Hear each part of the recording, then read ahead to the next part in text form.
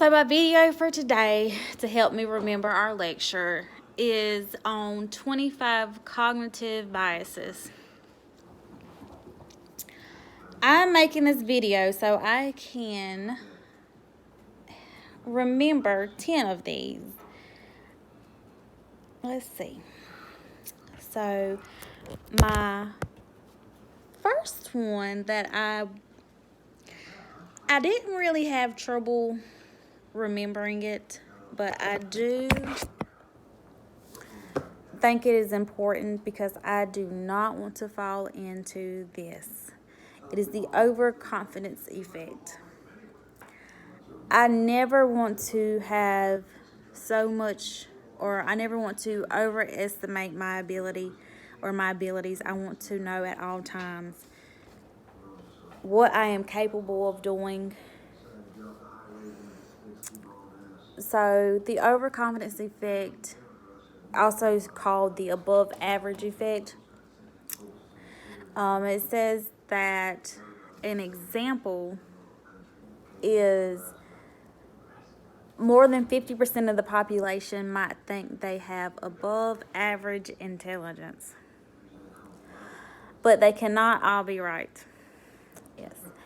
So many people tend to overestimate their abilities and lack insight into their real performance.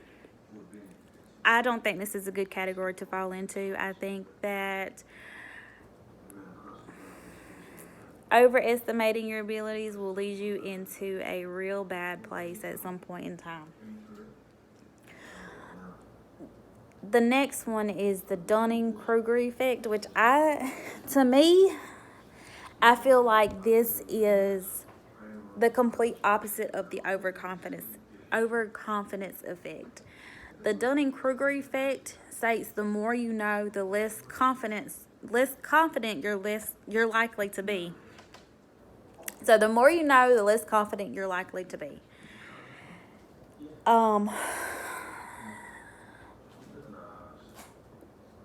So I took it that an expert would know that they don't know everything. They know they don't know a lot because there's so much knowledge out there. Everybody cannot know everything. So they know that. They're not confident with what they do know because they're underestimating their abilities because they know that they don't know everything. That's how I'm looking at it. It's how I think. The next bias is the availability heuristic, and I'm not sure if I'm saying that right, but it is HEURISTIC. This states that your judgments are influenced by what springs most easily into mind.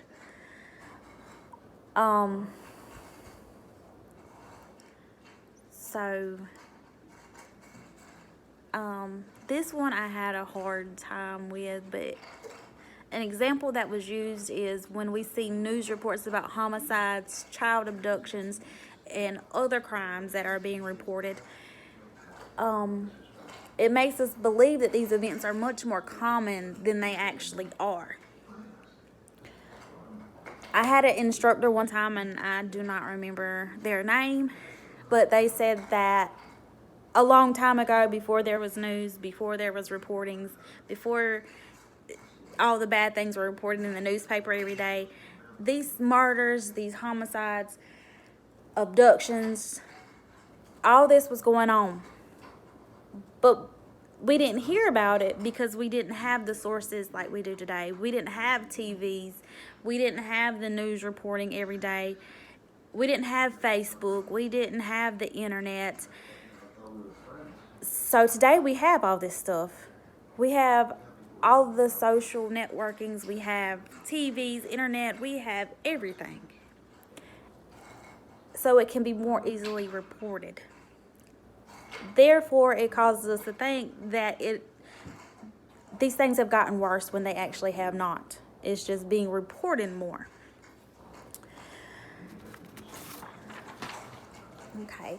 The next biases I want to talk about is the bystander effect. This I myself do not want to fall into this. I think it would be bad, especially in emergency situations.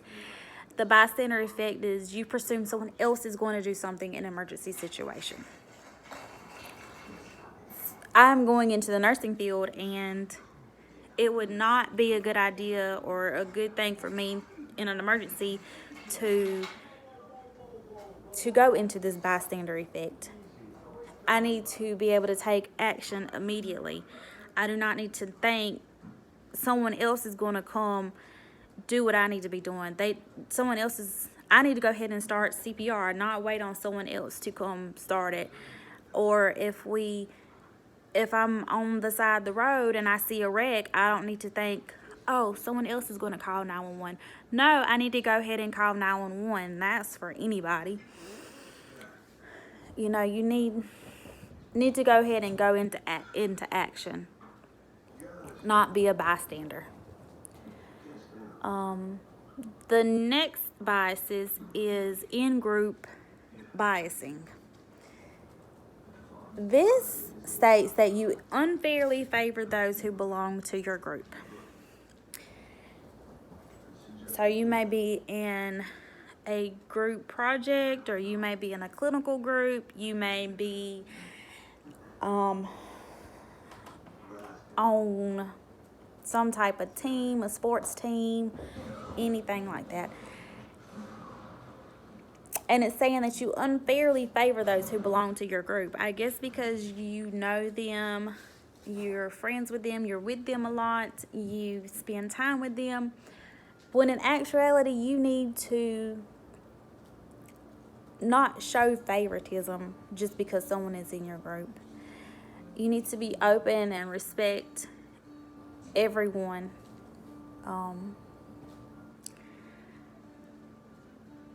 So I have here as an example from our lecture today that you try to imagine yourself in the position of those in out groups, whilst also attempting to be dispassionate when judging those who belong to your in groups. You just need to, I say, take time to get to know everyone, not just the ones that are in your group. Spend time with them. The next one that I have is social conditioning. So social conditioning is what leads to stereotyping and unwarranted assumptions. You cannot judge someone on how the society shows them or pictures them. You cannot judge. You cannot say that every race is the same based off of one person. That's what society has, I feel like, come to, that everybody judges one race based off of one person of that race, or the religion. Everybody in one religion is not the same. Everyone in one culture is not the same. And society would have us to believe that, and it causes you to stereotype everyone and say that they're the same. The next one is the curse of knowledge. It states that once you understand something, you presume it to be obvious to everyone. I don't think this is good. Let's see. So let's take someone who works in healthcare. They cannot assume that just because they know what to do, that the patient is going to know what to do. They cannot assume, just because the nurse knows the treatment or the doctor knows the treatment, that they can't expect the patient to know what needs to be done. They need to break it down to them. They need to explain it to them step by step. The curse of knowledge would not be something a healthcare provider would want to fall into. The next one I need help remembering is negativity bias. So you allow negative things to disproportionately influence your thinking.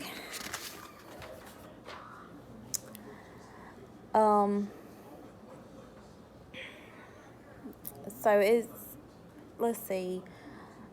Off my notes I have, it says pro and con list as well as thinking in terms of probabilities can help you evaluate things more objectively than relying on a cognitive impression. Also, the pain of loss and hurt are felt more keenly and persistently than the fleeting gratification of pleasant things. We are primed for survival, and our aversion to pain can distort our judgment for a modern world. So, negatively biased, you allow negative things to disproportionately influence your thinking. Reactance. You would rather do the opposite of what someone is trying to make you do. So sorry, I'm moving so much, goodness gracious. An example that came to my mind is your supervisor wants you to do one thing. Maybe you already had it in your mind to do it, but since your supervisor walked up to you and told you this is what you need to do, now you don't want to do it because someone else has already told you to do it. I have been in this position. I have done this. I've had in my mind a list of how I was going to do something. A supervisor walked up to me and told me they wanted me to go do A, B, and C. Their A, B, and C was just like my A, B, and C, but in my mind I said, they're telling me what to do. And I don't like that. So I rearranged my A, B, and C, and I did CAB. It is just when we feel our liberty is being constrained, our inclination is to resist. I think it just must be human nature. That's the only thing I can think of. But reactance is when you rather do the opposite of what someone else is trying to make you do. The spotlight effect. This also plays a big part of my life. When I go out, I feel like people are looking at me, they're judging me, they're looking at what I have on, they're looking at my hair, my eyebrows, they're looking just at everything. And I don't know why, but I've always felt that. And this spotlight effect is you overestimate how much people notice you. They're noticing how you look. They're noticing how you act. In reality, most people are much more concerned about themselves than they are about you. And so I guess if everybody is feeling like me, everybody is feeling that they're being looked at, they're being judged, then yeah, that would be. They don't have time to look at you and say, oh, her makeup isn't done, her hair is a mess, what does she have on? Because they're too worried about what they have going on. I wrote down from lecture in my notes, it says, instead of worrying about how you're being judged, consider how you make others feel. They'll remember this much more, and you'll make the world a better place. I remember reading or seeing or hearing this, and it says something to the effect of, they may not remember your name or who you are, but they remember how you made them feel. And I can tell you plenty of times there are people that have crossed my path and I don't remember their name, I don't remember what they look like, But I do remember that they made me feel good. They made me feel loved. I think that's what the world needs right now. So let's see. Spotlight effect is you overestimate how much people notice you and look at you. And you're overestimating how much they're noticing how you act.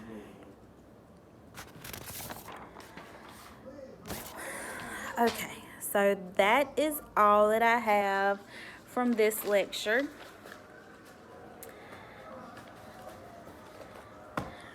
This lecture was covered 25 cognitive biases, and I have covered 10 in this video. I may do the other 15 in another video to help me remember, because I have a bad memory. All right, thank you.